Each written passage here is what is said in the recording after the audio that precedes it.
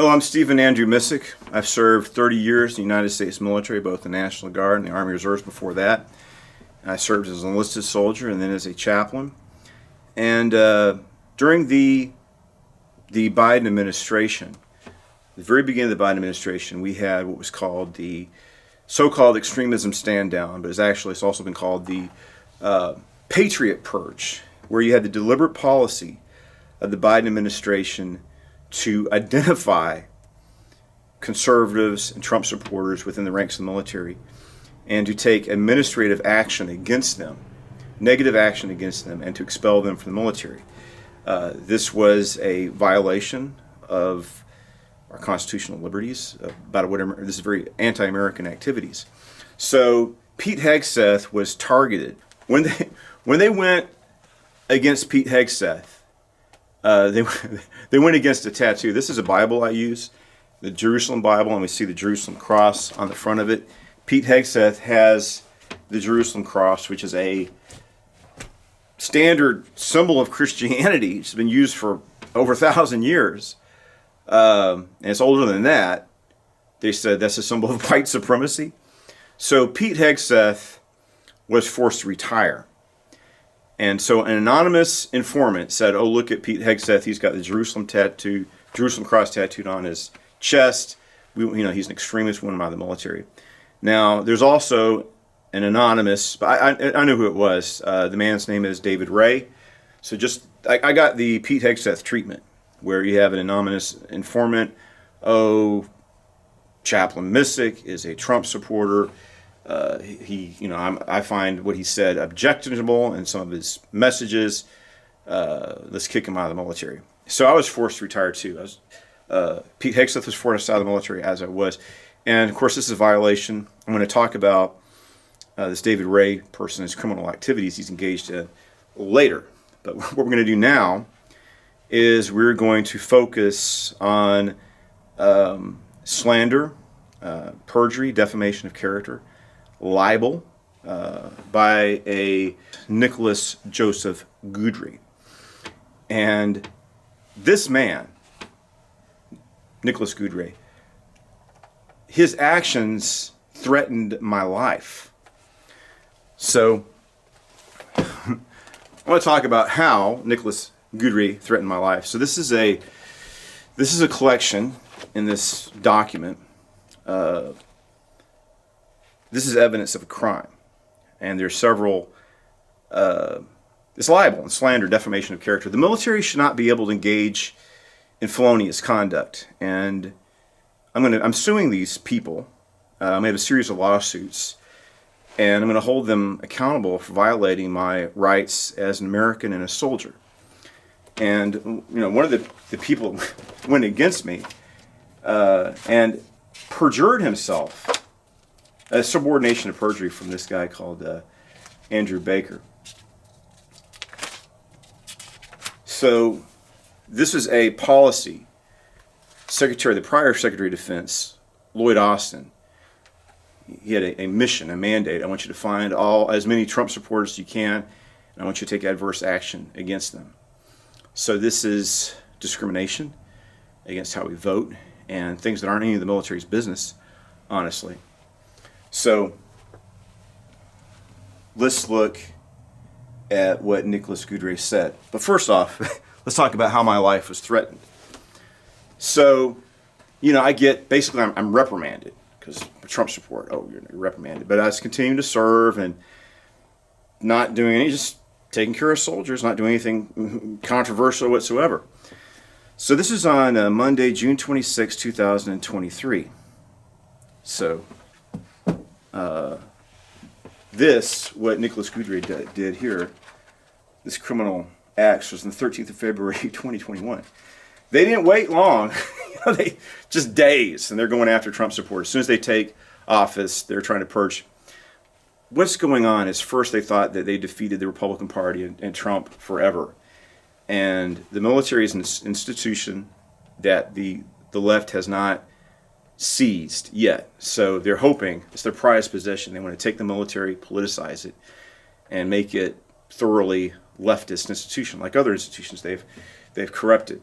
So they didn't waste time. So they're going after us pretty quick.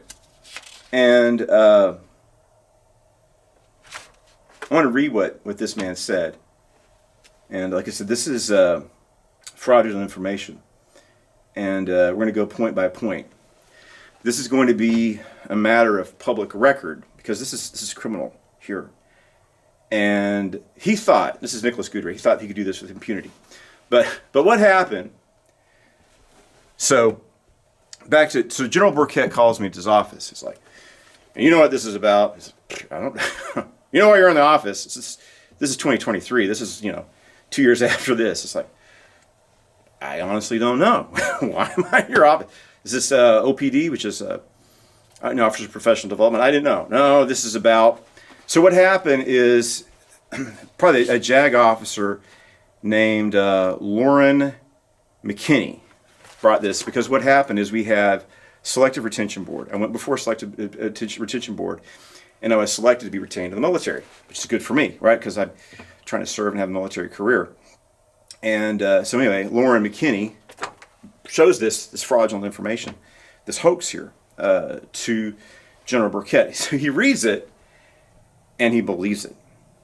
So I'm in the office on the 26th of June, 2023, and I realize, and this is kind of shocking, because I had no idea what this is about, but when it started off, General Burkett, if you read this file, you think I'm a crazy, dangerous maniac, if you believe this. And he did believe it, unfortunately. Yeah, if you read this and believed it, you think I'm a crazed, dangerous maniac. And of course, General Burkett, not a very smart person, obviously, but he read it and he believed it. So I go to the office, his office, not knowing what this is about, and then I realize this is kind of a setup, and General Burkett is taunting me. He's trying to goad me into a physical altercation with him by, demeaning and insulting President Trump and his supporters. So he's trying to get a rise out of me. So I've done a lot of crazy things in my life, but I'm not going to get in a physical altercation with a general. I mean, I guess he thought that's what he wanted. He's going to get in a fight with me by trying to provoke me, goading me into a physical. And of course, I did not take the bait. I'm sitting there, and I'm looking at this guy, and it's like, man, this guy's mental. He's crazy, from my perspective. But he read this, he believed it. Now, when this came up, I got the reprimand. I talked to a lawyer about this, and I said, there are several things in here that are not true. It's got all kinds of factual errors in it. And maybe I got bad legal counsel, but the lawyer said, "Oh, don't fight it. Just say, hey, look, I screwed up. I'm sorry." I'm not sorry. I was right, obviously. And the other thing is, I don't know if I got bad legal counsel or not, but the issue is, you have Biden and Lloyd Austin, and you're not going to get a fair hearing. There's no recourse under that administration. So it's not like you're going to be able to appeal your case when you have a mandate coming from the very top to identify and take action against Trump supporters in the military. So you're a Trump supporter under that administration. So the lawyer's legal counsel might have been wise at that time, but we're in a new situation now. Now we have President Trump back in office. So this is Nicholas Joseph Guidry. I'm going to read what he says here. I'm going to have to read through the whole thing. This is going to be a matter of public record, because this is going to be in court. And a lot of stuff in here is ridiculous. It's ridiculous. This is a waste of military resources. And I talked to one of the other individuals, and this person told me that they were told by Andrew Baker it's like, why did you put these false statements in this sworn statement? Why did you put things in there that are irrelevant and aren't true anyway? Well, I was told to put these false statements in there. That's called suborning perjury. And it's a criminal act, and we're going to have to go against the man who did it. So he says here, I, Nicholas Joe, well, he goes, I, Staff Sergeant, first class Staff Sergeant, got his rank wrong earlier. I, Staff Sergeant Nicholas, well, it says, I, Staff Sergeant Guidry Nicholas Joseph. I think that when he wrote this together, he wasn't even in the military. I have witnessed on numerous occasions in providing verbal warnings to 72nd IBCT Brigade Chaplain Major Stephen Missick about engaging in partisan political rhetoric during the providing religious services to service members. All right, let's talk about that. He says here, providing numerous occasion and providing verbal warnings. This is not true. I remember both occasions. I want to talk about this. This is a lot of information I want to go through. I want to settle this issue first. So he says there's numerous occasions and verbal warnings. He is a sergeant. He's not even a sergeant first class. He's a staff sergeant. That's an E6. This man is insubordinate. He has psychological problems. And what's wrong with Nicholas? Look, to start off with, I want to be kind and compassionate to everybody. I want to treat everybody right. I want to follow the golden rule. So the reason why I never did anything wrong to Nicholas Guidry ever. There's no reason for him to be attacking me when I've never harmed him in any way. So what's wrong with Nicholas Guidry? Well, if you talk to him around him a lot, he hates his father. I'm sorry, he needs to go to counseling. You shouldn't hate anybody. You got to forgive people as a Christian. And you hear about him talking about his, hates his dad. I'm sorry he hates his dad. I hope he finds peace, forgives his father, and deals with that. But he's a stutterer. I think that causes him to be embarrassed and humiliated. There's nothing wrong with being a stutterer, but that's got to be difficult for him to deal with the stuttering issue. Maybe he feels like, I think he's trying to compensate, right? He has these issues, he tries to deflect it on other people. But this man is very insubordinate. I'm going to give you some examples, some of the things he did. Insubordinate. He is a gossip. He doesn't have a word to say good about anybody.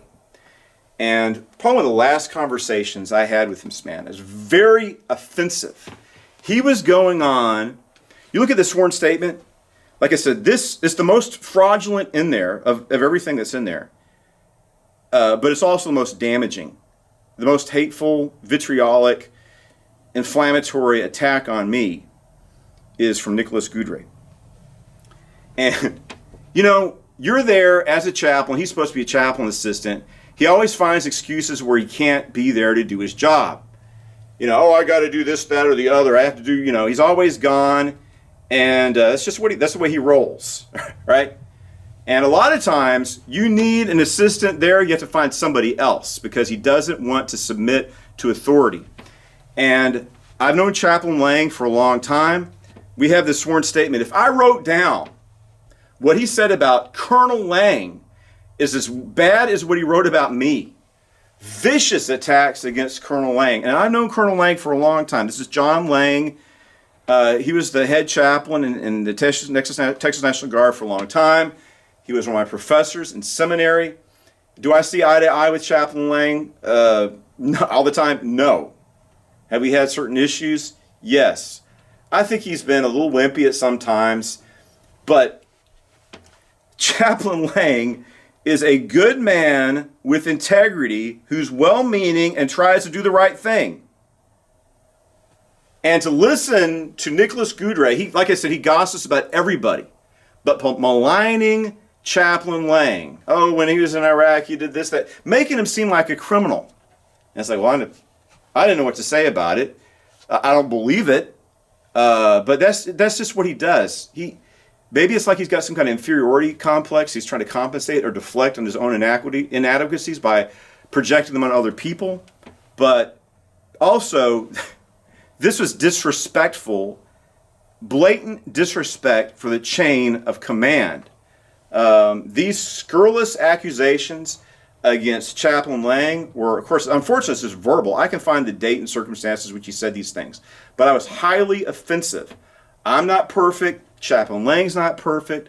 But to slander and malign Chaplain Lang the way he did, accusing him of wickedness and crimes and hating people and being corrupt and a liar, I was offended by it because Chaplain Lang, like I said, I have my faults. He has his. He's a friend and a mentor, and I know him from a long time, and I can say at least, even though we've had our disagreements over the year, we have a lot of agreements too, I guess, and I have respect for Chaplain Lang, and I know him, and I know that these things that Nicholas Guidry was saying against Chaplain Lang, defaming him, were not true. Chaplain Lang, we all have our flaws. He's a good person. He cares about soldiers. He cares about the military. I think that overall, Chaplain Lang has given exemplary service to the military. And he doesn't deserve to be attacked like that. Of course, he was disparaging Chaplain Lang verbally. But here he did this, that's slander. This is libel. So there's two occasions. I want to mention one more thing about Nicholas Guidry. He is very political. He's a political extremist on the left. And one time I could not believe there are things I should not have done it. I want to be kind. I want to be compassionate. I want to overlook people's flaws. I don't want to harm people. Right? I think that's Christian. Jesus' message about love, mercy, and compassion.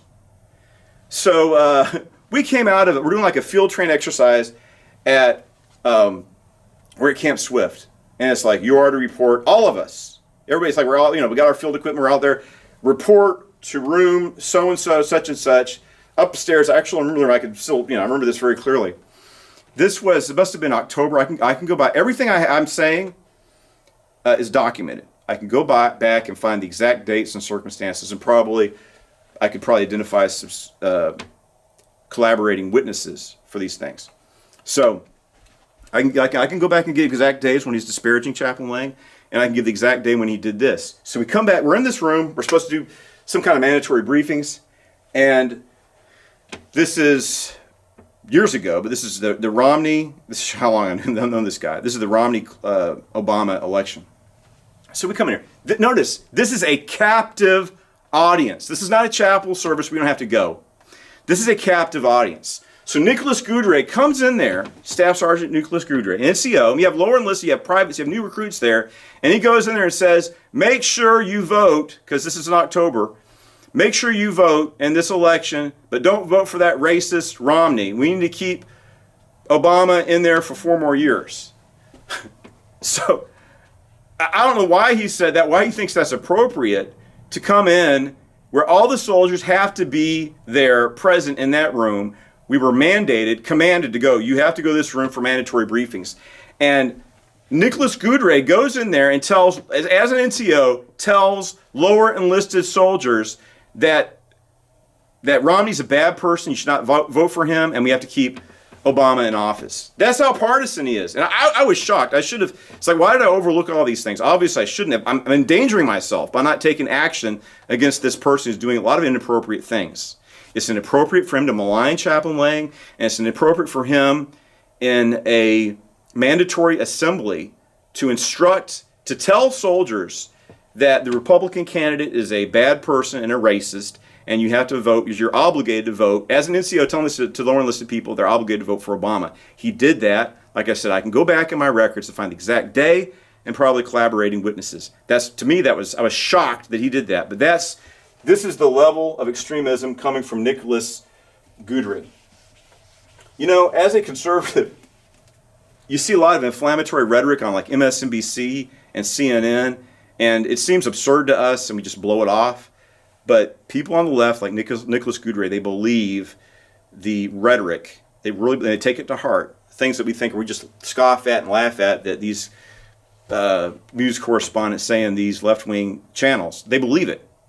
People like Nicholas, it's dangerous. And this is how he acts on this political extremism. So he's telling me, first off, he's not my supervisor. He is my subordinate. And he's I need him, and he's not there.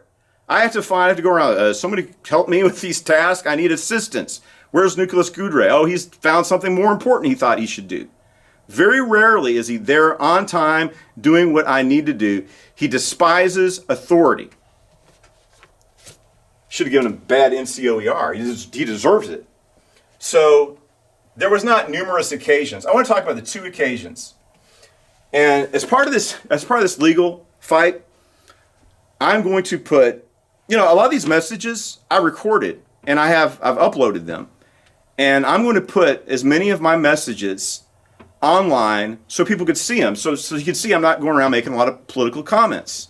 So he did get on. Honestly, he got on me twice for.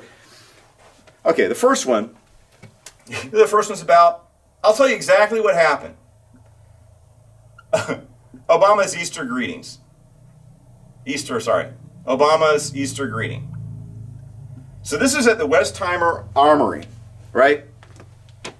This is at the Westheimer Armory, and it's Easter, right? Around Easter, we're having a chapel service, or we're having drill, and it's like, okay, I'm going to do an Easter service for the soldiers. And what had happened is, look, I'm a Republican, I'm conservative, I do not like President Obama. But President Obama issued an Easter greeting for America.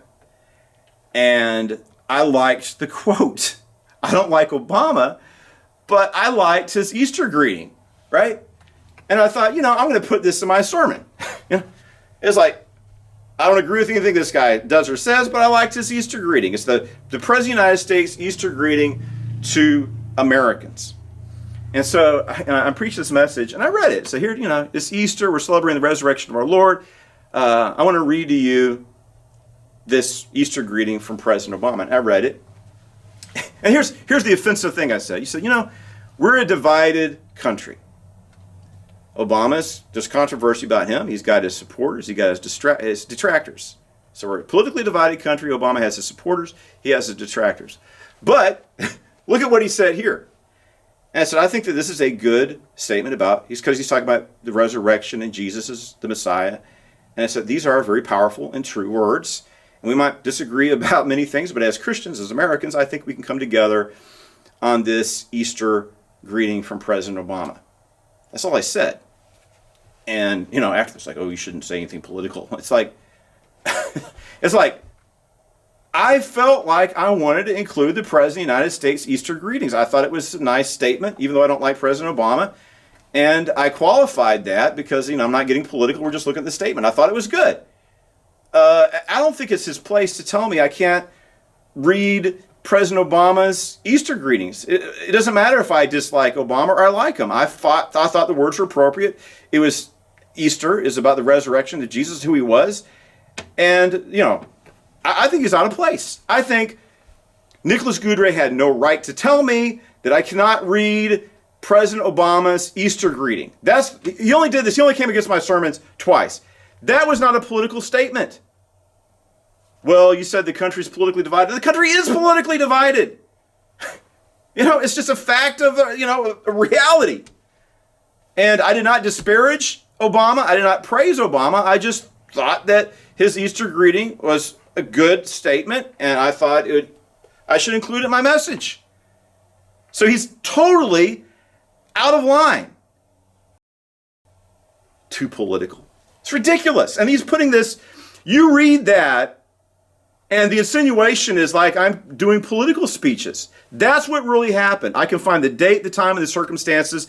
He only criticized my messages twice. The other time he did it, and I don't understand his criticisms. This is much later, a few years later. This is not at the Westheimer Armory. This was we had a chapel service in the cafeteria, once again at Camp Swift. This is more recent than the Romney incident. So I'm in I give chapel service, and you know what I said? The political statement? I was talking about the border. And I said, we have the issue. Some people believe that we should have an open border because they think that allowing people that are in need to come across is a way of showing mercy and compassion to the suffering. And they can appeal to the statement where Jesus said, I was a stranger and you let me in. Other people look at the open border and say, well, look what's happening. We got drugs we got drug trafficking, sex trafficking, we got cartel activity.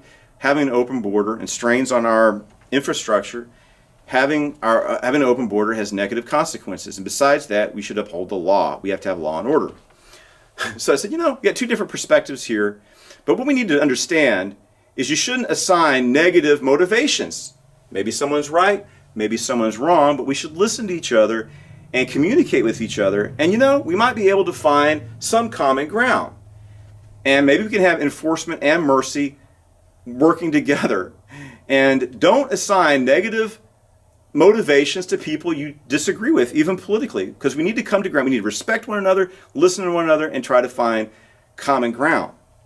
So then after the message, you made a political statement during your message, and you shouldn't talk about it. That's the second time. So it's only twice.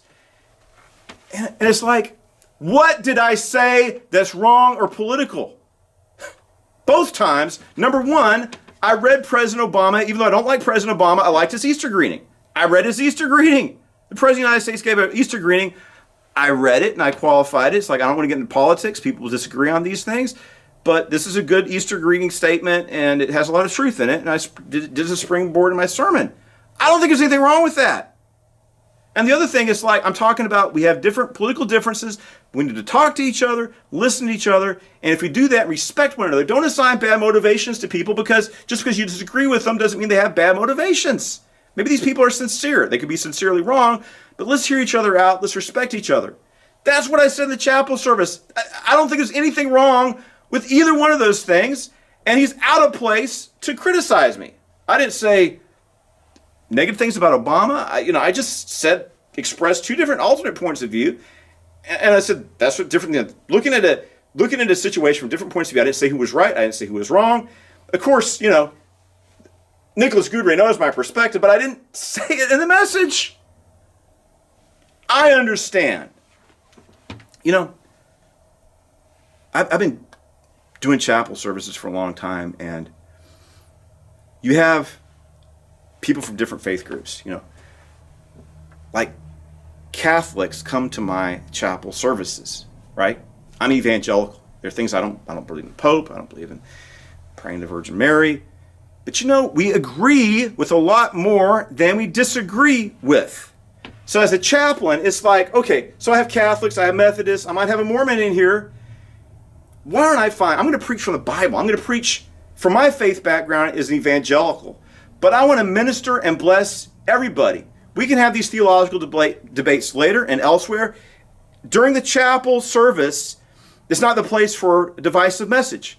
It's a place to try to bless as many people as possible, to try to educate people who might not have a wide knowledge of the Bible, to reach people where there are, and teach a unifying message. That's what I do. I'm going to put my messages up so you can see this for itself. This is the fact. This is the truth. So what Nicholas Guidry is doing, and like I said, I might have both of those. I have to check. I might have both of those messages on video, and you can see them for yourselves. At any rate, I'm going to put several of my military chaplain services out there so you can see for yourself what Nicholas Guidry said is untrue. So I was being punished, humiliated, and had my life and physical well-being threatened by this man lying about me. Nicholas Guidry, this unhinged maniac, General Burkett, could have assaulted and killed me based on this man lying about me. I was forced out of the military. This cost me probably, if you look, I could calculate it. If I was able to go on deployments, I would have made it. He caused me $250,000 in damages by lying about me.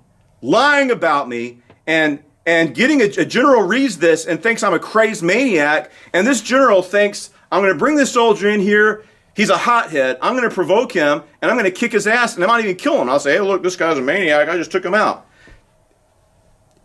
Nicholas Guidry he imperiled my life. He almost got me hurt by this crazy general who believed what he wrote about me. I could have been injured, assaulted. What if I went in there and the general attacked me and, like he was trying to fight me. General Burkett was trying to fight me. What if he did hit me or assault me? I could have been physically injured. And then the general, I wish I brought somebody with me. I realized once I got there that this wasn't about OPD. I realized I'm in danger. This general is crazy, and he wants to harm me however he can, potentially physically. This guy is I'm in there, he's like raving against Trump and Trump supporters like some kind of a maniac because he read what Nicholas Guidry wrote about me and he believes it. So what if he hit me and then general, my word versus the general assaults me in his office, I'd go to jail. This is unacceptable. Nicholas Guidry is going to have to pay a heavy cost for what he did to me. And I really don't appreciate this evil man, Nicholas Guidry, the way he talked about my friend and mentor, Chaplain M, lying about him like he's some kind of criminal. I've had my difference of opinion with Chaplain M, but Chaplain M has something that Nicholas Guidry lacks, and that's integrity and a good heart. He might be mistaken about some of the things he's trying to do the right thing in his mind. Doesn't deserve to have his honor impugned and vilified by Nicholas Guidry. So Nicholas, he only did it to Chaplain M should be thankful, because it's just verbal character assassination. But what happened to me is this man, Nicholas Guidry, wrote it down, lying about me, swears it's true under oath, things he knows that are not true, and then adverse actions are taken against me, my physical well-being and even my life are threatened as a consequence of what this man said. We're going to go through this. That's only the first 25% of what this villain wrote against me. And we're going to court, and he's going to pay a heavy price for this, as he should have. Nicholas Guidry, he thought he could do this with impunity. He thought, Biden's in office, Trump is out, Trump supporters are fair game, let's go get him. He's a radical extremist, and he hates. One of the things as conservatives, Jesus Christ is the Son of Man. He right now I'm writing my book on Abdius, and I'm studying the Ethiopic church tradition. I'm writing a book on the traditions about the 12 apostles from the Ethiopian Orthodox Church. I've always been fascinated in African Christianity. Christ can redeem the whole world. Racism does not have a place in the gospel. It's antithetical to what Jesus did, said, and taught. So we're totally against racism. But CNN, if you're a Trump supporter, if you're a conservative, you're a racist. So Nicholas Guidry doesn't have the wisdom to understand that these things are not true. He believes it. So he's filled with hatred and animosity towards people he politically disagrees with, and he seeks their harm as he has my harm. So he's seeking to harm me based on how I vote. It's a fact. And I just hope, I'm glad to see one thing that one of the things, there's a lot of things I like about President Trump. And I think right now, over like almost 38 to 40% of African Americans, no Republican has ever been able to appeal to the black vote the way that Trump has. And I hope that we need to bring everybody in this country together, black, white, Hispanic, whatever, just come together as Americans in love and stop this divisive rhetoric from the left where they separate us to divide and conquer because they want to take our freedoms away. They're against the Constitution. They don't believe in the Bill of Rights. And to me, that's what this is all about. The Bill of Rights is under attack. I swore an oath to protect and defend the Constitution against all enemies, foreign and domestic. So that's what I've done, and I've paid a heavy price for it. But I have no regrets. You do the right thing. Sometimes all those who live godly in Christ Jesus will suffer persecution, as I have. And you have to, no matter what happens, no matter what the cost, you have to maintain your integrity. And the problem is there's people like Nicholas Guidry who don't have integrity, who are willing to lie for personal gratification because it satisfies their hatred of others that they disagree with politically. But I believe we're going to hold Nicholas Guidry accountable for what he did. And like I said, this is I'm going on attack because this is illegal. This thing, this is illegal. It's a violation of the law, violation of the Constitution, the supreme law of the land, and of my rights as an American and as a soldier have been violated by these people. And like I said, I really don't appreciate General Burkett, inspired by the hateful, inflammatory rhetoric and untruths put out by Nick Guidry, threatening my very life, my physical well-being. So this is very dangerous what he did and said, and he's going to be held accountable. And I know that I'm going to get a victory out of this. So please pray for me as we go in this battle, that God would give me wisdom, that everything would go well as I put the videos together, as I go through my records and find the dates, as I get collaborating evidence and testimony about everything, which I said everything's fully documented, so we can hold this man accountable. This is what you did. You're a criminal. I paid the price. I'm a victim of Nicholas Guidry. He needs to pay the price and be held accountable for what he has done. And also for being a piss-poor soldier by showing a negative attitude towards his superiors and his arrogance and condescending attitude. I should be able to continue in military service. Not him. He's disgraced himself, and now he needs to be exposed for what he did. He thought that there'd be no accountability, and then he could do these things. He could lie and seek to harm people with impunity. Well, he's got another thing coming. That's not how it's going to work out. He's going to be held accountable for what he did. And starts off, the first sentence says lies. Lies from top to bottom. And we'll continue this the next program. Pray for me as I fight these people. Pray that God will bring these people to justice and that they be held accountable and that God would give me victory. So pray that in Jesus' name.